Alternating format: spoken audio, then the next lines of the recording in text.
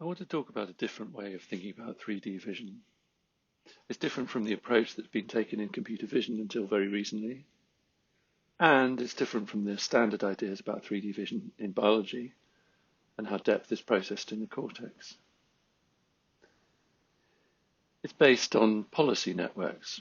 This is a term that's standard in machine learning, and although it may not be familiar to all the biologists here, it's a perfectly ordinary old-fashioned concept in biology too. Here's an example of a quadcopter learning a policy network. It does so by crashing a lot. After many thousands of trials, it learns to fly smoothly. Here it even avoids a person moving in the scene. And it does this using a neural network like this.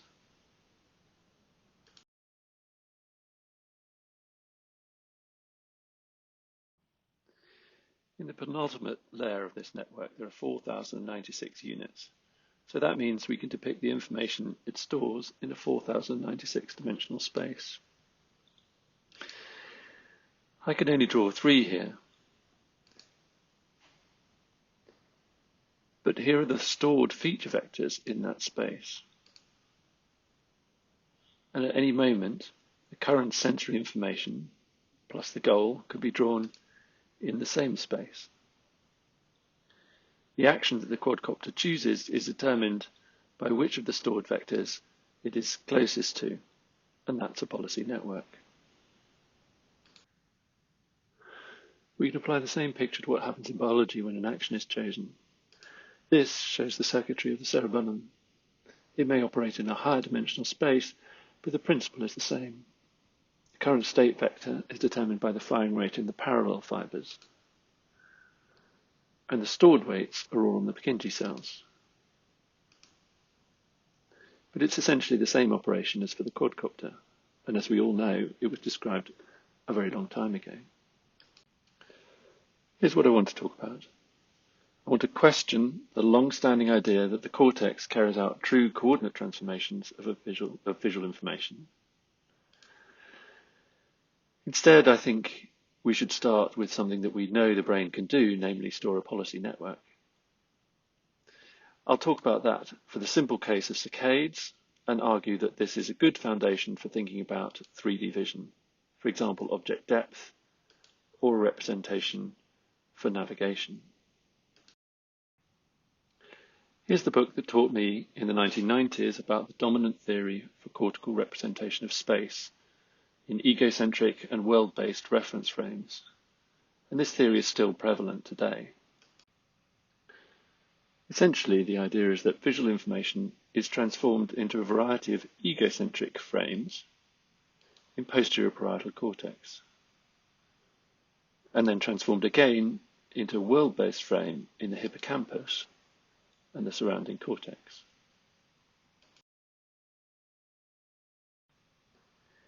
Let's think what that might involve. Here I've shown a set of firing rates of neurons in a retinotopic area like V1. Light colours correspond to high firing rates. Imagine that this person has their head in one orientation, and all those firing rates must be copied into the head-centered representation. Now the person rotates their head, but keeps looking at the same point, so the retinotopic information stays the same. But big changes have to happen in the head-centered representation.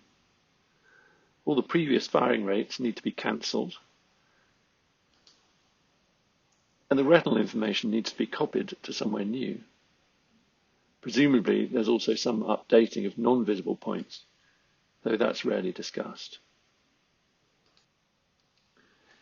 When the head translates rather than rotates, things get a lot more complicated. Now we need a disparity signal to determine where each firing rate needs to be copied. I've shown the process for a sideways translation of the head. So these get copied as before, but depending on the disparity, you need to copy them into different bits of the head-centered frame. So the head can translate in many different directions, and the rule for transforming retinal into head-centered coordinates would vary for each. Exactly the same set of complications apply for transforming head-centered into world-centered coordinates. I won't go over them again. Instead, I want to point out a problem that computer vision researchers worry about in relation to SLAM, i.e. their process of building a world-centered representation. That is, when the autonomous vehicle continues to drive around the city, growing an ever larger and more detailed representation, the representation becomes unwieldy. They'd like to turn to biologists for an answer. But how do animals keep moving and representing space without running out of memory? Let's go back to the simple case of head rotation and think what this might require at a neural level. Here's a paper by Byrne et al. That lays out the requirements very clearly, in this case for transforming information from an egocentric to a world-based frame using head direction information. They propose here that the egocentric information is copied 20 times over, and then one of those copies is gated to go through to the world-centered representation using head-centered information from head direction cells. So Pouget, Deneuve, and Duhamel, who've thought a lot about the neural implementation of visual transformations, are skeptical of anything as literal as this happening. They say, the question now arises of whether the notion of a Euclidean frame of reference, which has been central to how we think about spatial representations, is the best way to characterize these neural representations. And I think that's very sensible. So I think this simple story is worth questioning. It would be hard to come up with a neurally plausible method of achieving it. And it's worth noting that the type of transformation of visual information that we've been examining is not what the experimental evidence shows us about world-centered representation, at least in rats. Here's a picture of the process of photogrammetry. It has two outputs, the location and pose of the camera on every frame, and the world-centered location of points in the scene. Place cell responses are more like the camera location. They signal where the rat is. They're not at all like the world-based representation that we've been discussing, which takes visual information about the scene and transforms it into a world-based reference frame. So there are many reasons to be skeptical about the view that the cortex carries out literal coordinate transformations. There's no detailed theoretical framework or detailed experimental evidence. 3D transformations of a retinal image don't result in responses of place or grid cells. And the result would be an unwieldy representation, and computer vision is looking for alternatives. They're looking to us. Finally, human psychophysical evidence doesn't support it, and I could talk for a very long time about that, but I'm not going to. Instead, I'm going to try and say something positive. I want to explain how policy networks can do a better explanatory job. Here's a baby looking around. For many weeks, that's all that they can do in terms of generating actions that change the visual image. They can build up a policy network for rotations of the camera, saccades. Of course, pure rotations of the camera do not provide any information about the 3D structure of the world, but we'll come to that. So here's an eye looking out in the direction of the arrow with the fovea at the back. The eye is fixating object 1. Then the eye makes a saccade and looks in a different direction. Now object 2 falls on the fovea. We can describe this in terms of a policy network. An action, here a saccade, is triggered by a sensory stimulus, the image of object 1, and the goal gets the image of object 2. And as the baby looks around, they build up an egocentric representation of the location of lots of objects around them, but we can equally describe this as a policy network. Now we're in a position to consider what will happen when the camera translates, i.e. the head moves, or we have a static head and we have two eyes. These movies show how the relative position of features in the image change as the eye translates, i.e. the head moves.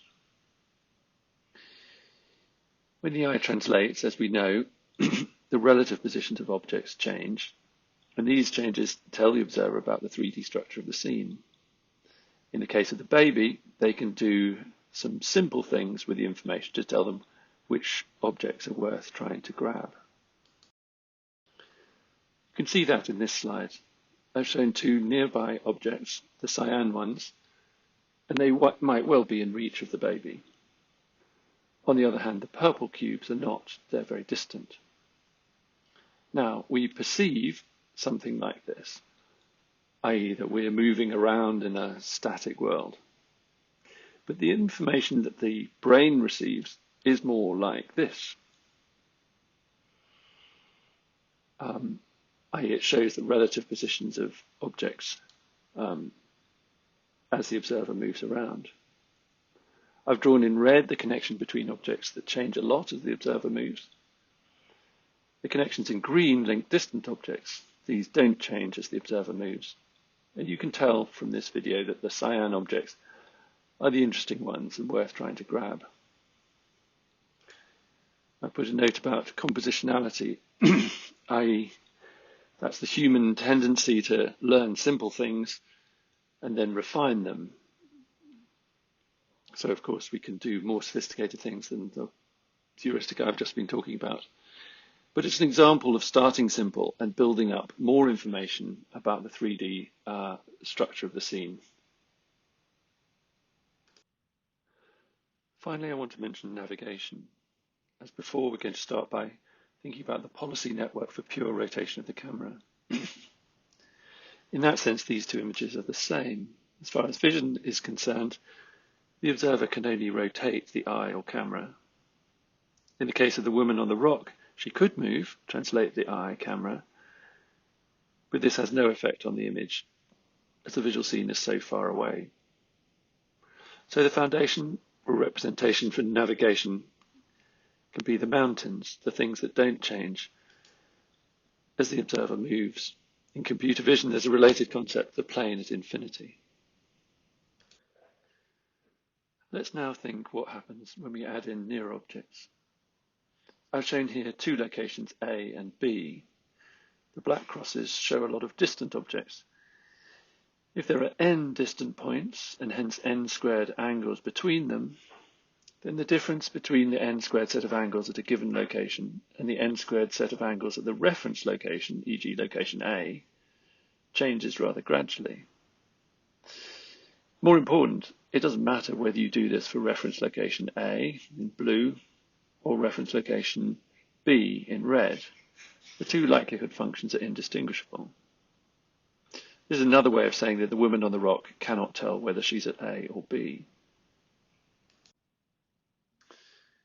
Now we can add in some near scene points, shown here. We can zoom into a region that has that is close to the locations A and B, and do the same thing again, i.e. find the likelihood that the observer is at A or B. Now, as you can see, the two locations are easily distinguishable. So these two functions are quite different, focused on A and B, the blue and the red one. That's not surprising. There's now a lot of motion parallax information from the near points relative to each other and relative to the distant points. And that makes this an easy task. The point is that we have built a representation that has elements of being allocentric, i.e. the mountains are unchanged in the representation as the observer moves. It's egocentric, as we discussed at the beginning, and it's hierarchical. So with certain types of information, refining a coarse scale approximate representation. I want to talk you through an example of a reinforcement learning algorithm that builds a policy network and that allows it to navigate from a current image to a goal image. It's quite ancient in this field, 2016, but as far as I know, there's no refinement of this type of reinforcement learning algorithm to include the sort of hierarchical representation of location that I've just been describing. So here's a very flickery video of the agent moving through the scene. It gradually gets smoother because after 100 million trials, it can do the task. This map shows that it has only a limited number of places that it can go, and only 4 directions that the camera can face. So here is a picture of what it has learned. The feature vectors in this case are in a 512 space, projected down to a 2D space, 2D image. And the take-home message is that the dominant factor organizing the feature vectors is the agent's goal. There's a tiny bit of information about where the agent is in space, enough to decode it approximately, but not very much. Contrast that with the type of representation that I've been describing. The map here shows the location of scene points, and in the central square, a grid of camera locations. Below, you can see how the state vector of angles in n-squared space that I described varies smoothly as the camera translates. So it provides a reliable information about the location of the agent. So in summary, we've talked about 3D visual transformations and the fact that they're difficult. So do we really think that V1, posterior parietal cortex, hippocampus carry out a chain of visual transformations? On the other hand, we know that the brain can implement a policy network. We've known that for a long time. And we've talked about a policy network for saccades and using that as a basis for information about object depth and, of course, to find representation for navigation. And if there was a longer discussion, we could discuss surface slant, depth relief, etc. I want to finish by just addressing 3 problems that people raise in talks or reviewers. And one of them is they always say, don't grid cells solve the problem? And the answer is absolutely not. I think there's a confusion sometimes. The fact that grid cells, the firing is in a grid-like pattern, people sometimes think, oh, well, that's a bit like an Ordnance Survey grid, for example. And they're the very opposite. I could tell you exactly where on the map because each grid line has a unique signal, a unique number associated with it. So if I give you both the X coordinate and the Y coordinate, you know exactly where you are. The reverse is true. There are only 3 cells here. The firing rate of these 3 cells does not tell you where you are. And when you look at papers that simulate 3D behaviors using the output of grid cells, what do you find? Well, you find a policy network. This one is in 512 space, and only 129 of the 512 units are grid-like. When you ask the authors, so were the grid-like ones any more helpful than the other ones, they say no. If anything, the periodicity is a hindrance rather than a help, which is what you would imagine. Here's another grid cell experiment. I'm sometimes told that the things I advocate are so general that they could not possibly be disproved. Well, here's a counterexample. This experiment shows that a rat that's able to move between 2 identical looking rooms initially has similar grid cell firing patterns in each room. As it learns about the environments, the patterns become different. The claim in the graphical abstract is extreme. It says, after prolonged exposure, grid firing patterns form a single continuous grid. The data show that the grid patterns are initially the same in the 2 rooms. They end up being different, and the softer claim in the paper is that they're compatible with a global grid. But this implies that with a small change in the length and potentially also the orientation of the corridor, the patterns of grid cell firing should end up being the same in the 2 rooms. If that happens, I'll eat my hat, go home and stop talking about policy networks. This is the last slide. It's an attack that has come up ever since I started talking about this type of approach to 3D vision back in the 1990s. People say, you couldn't possibly do X without a 3D model. And in this case, X is tell me what it would look like from the other side of the room and you've never been in that room before. Andrew Fitzgibbon was one of those people. Well, now that you've heard Ali Islami's talk, you know that Andrew and all the other doubters were wrong. You can tell what it would look like from the other side of the room. Here's you seeing what the room is like from one position, and that's your prediction, and it's a very good prediction. You can do that from the other, even if you've never been in that room before, and you can do it without a 3D model. So just to reiterate, we've talked about visual transformations in the cortex, the idea that instead we could have a policy network, particularly for saccades, but once we've got that idea, it's a basis for thinking about 3D vision, including approximate depth, and a coarse-defined representation for navigation. Thank you to our funders and to everyone here who's helped with this work.